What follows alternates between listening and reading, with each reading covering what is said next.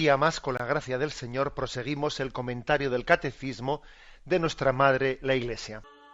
Continuamos en esta edición del Catecismo poniendo un ejemplo concreto a lo largo del programa de hoy, que es cómo se preparaban los primeros cristianos a entender el misterio del bautismo desde las figuras del Antiguo Testamento.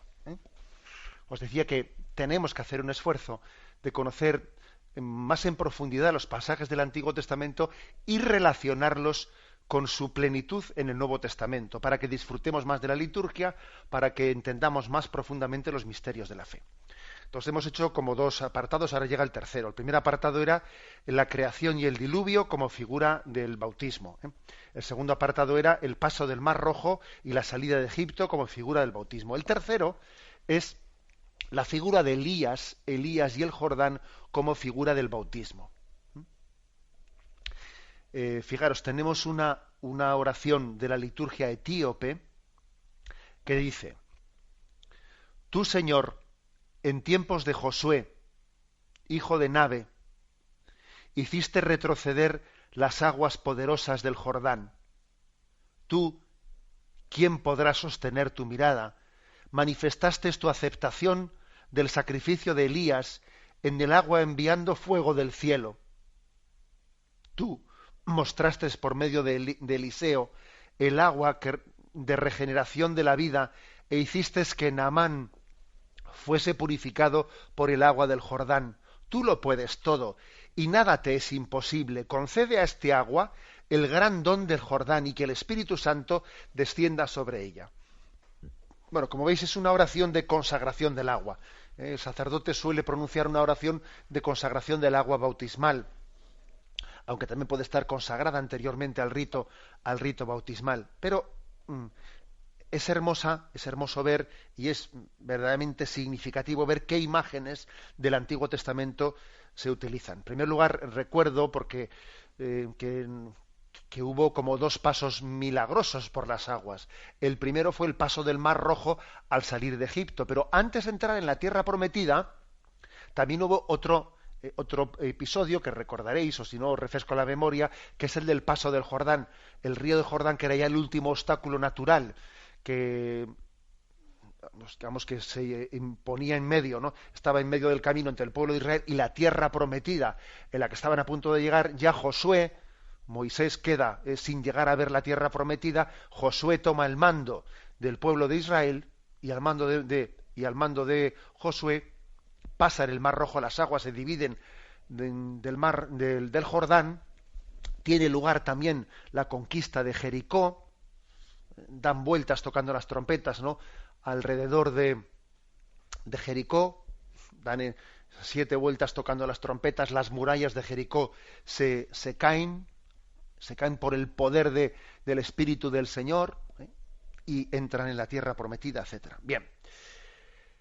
Esta oración, decía, es una oración en la que se subraya el poder del agua consagrada por el Espíritu. En primer lugar, es el misterio del agua que purifica y santifica. Por eso una de las imágenes que se han evocado aquí es la del famoso Naamán el sirio, aquel hombre pagano que había oído que en el río Jordán, había pues un profeta que era un hombre de Dios y que podía darle una instrucción de cómo lavarse de su lepra. Llega allí y entonces el profeta le dice que debe de limpiarse, ¿no?, con el agua de ese río. Al principio lo duda, finalmente el agua de ese río Jordán, aun siendo un río humilde y pequeño comparando con los grandes ríos de donde este general Naamán el sirio era originario, sin embargo ese agua es un agua de salvación, humilde, un pequeño riachuelo, sí, pero llena de la fuerza de la gracia, capaz de lavar su lepra. Es una imagen que se utiliza para consagrar el agua. Tú mostraste por medio de Eliseo el agua de regeneración de la vida e hiciste que Naamán fuese purificado por el agua del Jordán. Ahí tenéis una imagen potente, ¿no? Otra imagen es la imagen de Elías Elías que ruega a Dios para que los cielos se cierren, y los cielos se cerraron, y hubo como una gran sequía, y al cabo de los 3 años hubo pues una efusión de agua, que fue el agua donde parecía ya que todo se iba a convertir en desierto y todo se iba a convertir en muerte.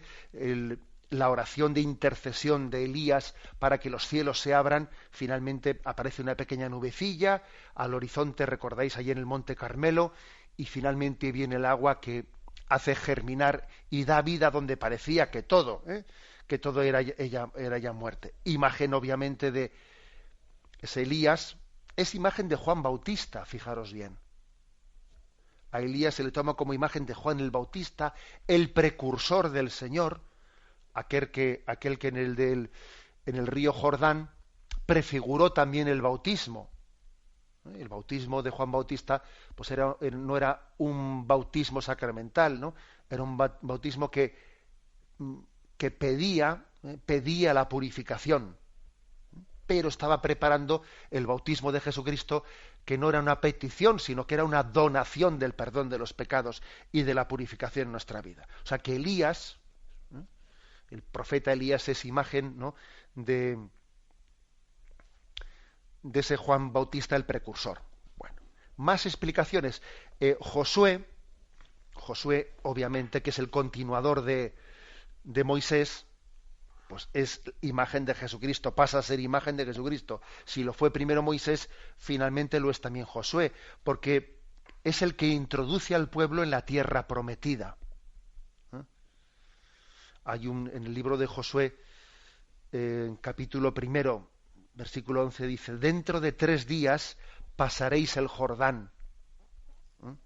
Dentro de 3 días pasaréis el Jordán, que es la imagen de que al tercer día de la resurrección, al tercer día de la muerte de Jesucristo, pasamos el río Jordán, pasamos a la tierra prometida. Después de Josué se eligen las 12 tribus, o sea, se parte Israel en las 12 tribus para que cada una de ellas, ¿no?, tome posesión de una parte de la tierra prometida, y obviamente las 12 tribus son también imagen de los 12 apóstoles y de esa iglesia, de ese nuevo pueblo al que Jesucristo dio a luz. Y hay otra imagen más.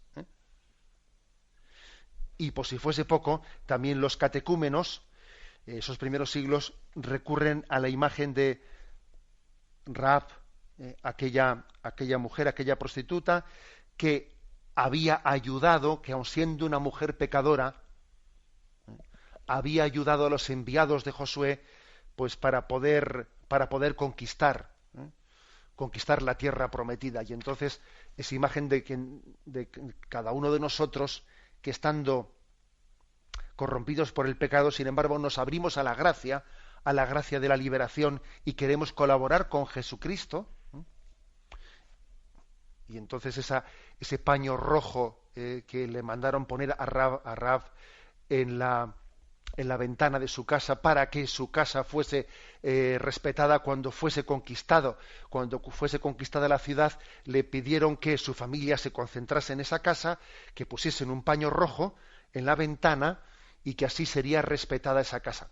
Qué imagen tan similar, si recordáis, a la de los hebreos, que untaban con la sangre roja, el dintel de la puerta para que el ángel exterminador respetase esa casa. De nuevo se utiliza la imagen del color rojo, imagen de la sangre de Cristo, como signo de nuestra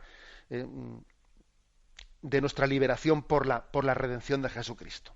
Bueno, lo dejo aquí.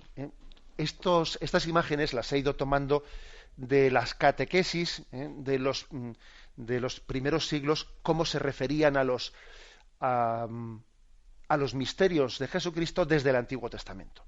Obviamente nosotros, pues no es que pensemos que tengamos que hacer una catequesis pues tan centrada en el Antiguo Testamento. Somos conscientes de que tenemos que hacerla pues de una manera más complementaria, también recurriendo al Antiguo Testamento, pero también con otra serie de enseñanzas más complementarias que el hombre de hoy necesita. Pero me parece que es importante que el catecismo hable de este tema para que todos caigamos en cuenta de la importancia de entender el Antiguo Testamento a la luz del Nuevo, que esto es muy importante. El Antiguo Testamento a la luz del Nuevo. Pues, por ejemplo, al margen de lo que hemos dicho hoy, la figura de Melquisedec, el rey de Salem, como sacerdote de Dios, que es tipo del sacerdocio de Jesucristo, porque se dice que Jesucristo es sacerdote eterno según el rito de Melquisedec. Jesús no era de la tribu sacerdotal.